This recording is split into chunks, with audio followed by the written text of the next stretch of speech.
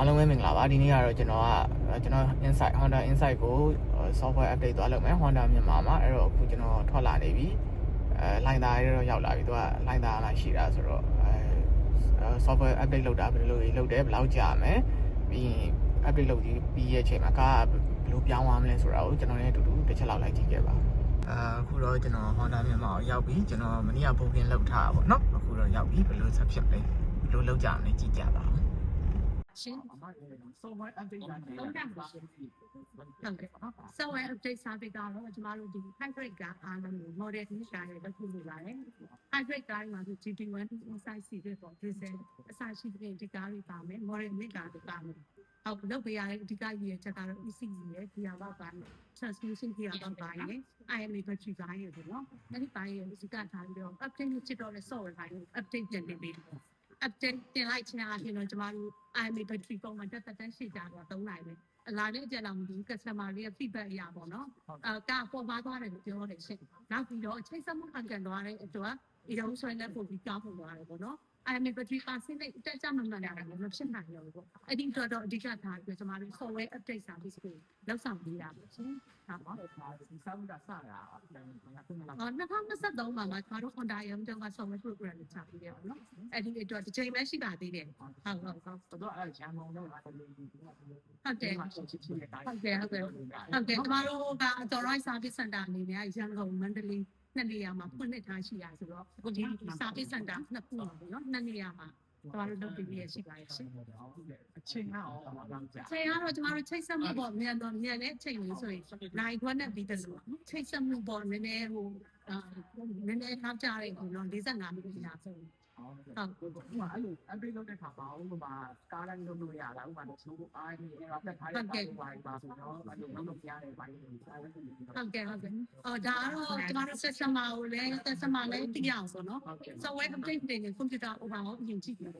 computer overhaul အရင်ကြည့်တဲ့အချိန်မှာ error code တစ်ခုရှိတယ်ပေါ့နော် serious code တစ်ခုရှိတယ်အဲ့ဒီ code တွေကိုရှင်းပြီးတော့မှတင်သွင်းတဲ့ကားဆိုလဲကျမတို့က customer ကိုရှင်းပြတယ်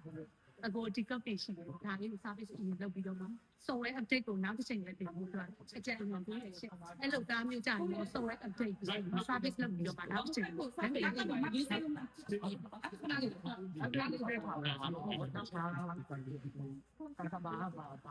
ိုပြင်လာပြင်စင်လာဒီ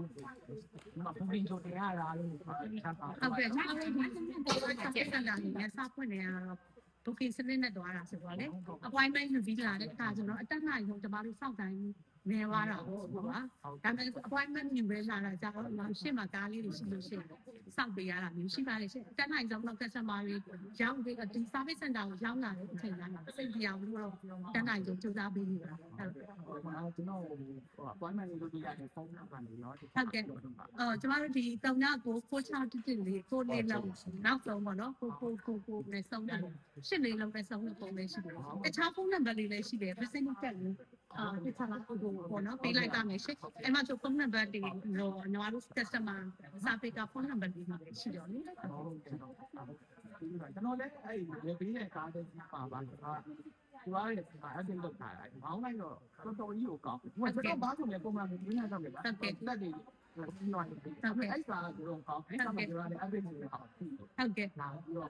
update ဟုတ်ကဲ့အဲ့ကိုလည်းကျေးဇူးတင်တယ်ပြောလို့ customer feedback တွေကတော့တော်တော်များများပေါ့သူတို့တွေလည်းဒါတယောက်နဲ့ပြောကြတယ်ညာဆော့ဝဲ update ကတော်တော်များများလည်းလုပ်ကြတာများပါတယ်အခုကလည်း social media ဖြစ်ဆိုတော့လေဟုတ်ကဲ့75ဖြစ်သွားနော်ဟုတ်ကဲ့အခုလောက်ပြီးတော့ကျမတို့ family 50% နဲ့က 75% နော်ကြောင်းလဲသွားပါတယ်ဒါပေမဲ့အများကြီးတက်ပေါ်ကြောင်းလဲတာပေါ့နော်အချိန်တိုင်းကတခုမှတော့ကျမတို့ software မတင်ခင် IP 50% နဲ့ကိုပြင်ကြတယ်ကြားတဲ့ကောင်ကလေတိုးတဲ့ကားလေးတွေရှိတယ်တော်တော်များများကားတွေတော့ percentage တွေတိုးသွားတာရှိတယ် software မတင်ခင်အပုတ်ကားကလက်ရှိရှိနေတဲ့ percentage တက်ကိုနှစ်သုံးလားပေါ့နော်တိုးကြတယ်ပြောကြပါလေဒါကလည်း customer feedback တွေလည်းကျမတို့ပြန်သိရတာဆိုတော့လေဟုတ်ကဲ့တခြားအမဖြစ်ဆက်ပြောနေတာလို့ရောပါလိမ့်ရှိတယ်။နော်ကျမတို့ဒီ hybrid ကားပေါ့နော်ခုနကပြောသလို hybrid ကားစီးတဲ့ customer တွေကတော့ software update နဲ့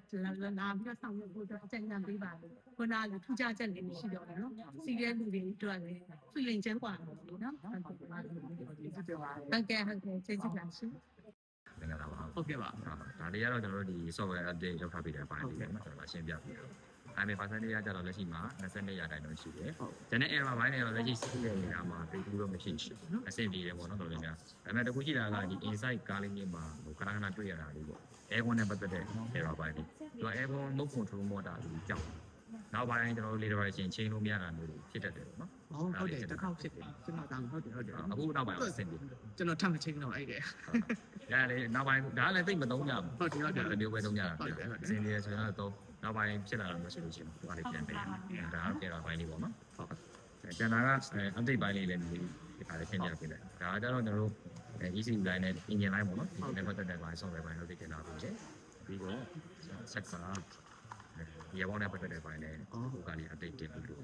ဟုတ်ပြီ။ဟောဒီဟာပြပေါင်းလေးတင်ထားပြီနော်။အဲ့ဒါပြီးရင် IMA motor ပါမယ်။ဟုတ်။ဒီ factory ပါ။လေးမတော့ရတယ်။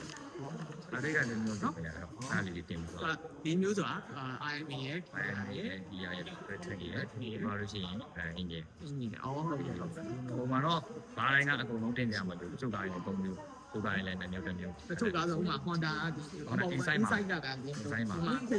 တို့ပါလို့ကြတော့ တစ်မျိုးရှိ ပြောင်း ဒီ inside မှာပဲ model ကြီးကကွာသွားလို့ရှိရင် ဟုတ်အဲ့လို program ကွာပါတယ်တကယ်လို့ဟုတ်ကဲ့အားလေးပါပဲတော့လည်းကျွန်တော်စစ်ပြီးနေပြီလေ ဟုတ်ကဲ့ပါ ဟုတ်ကဲ့ခဏပါဆောက်လိုက် ဒီကတော့ကျွန်တော်အဲ့ Honda စာမေးမှာ software update လုပ်ခဲ့တဲ့အတွေ့အကြုံတွေပေါ့။ Drive print ပြုခဲ့တဲ့ Honda တာဝန်ရှိတဲ့သူတွေအားလုံးသိချရှင်းပြခဲ့တဲ့တာဝန်ရှိတဲ့သူတွေအားလုံးလည်းကျေးဇူးတင်ပါတယ်။အားလုံးကျေးဇူးတင်ပါတယ်ကျွန်တော်ကတော့ကောင်းမြတ်ပါ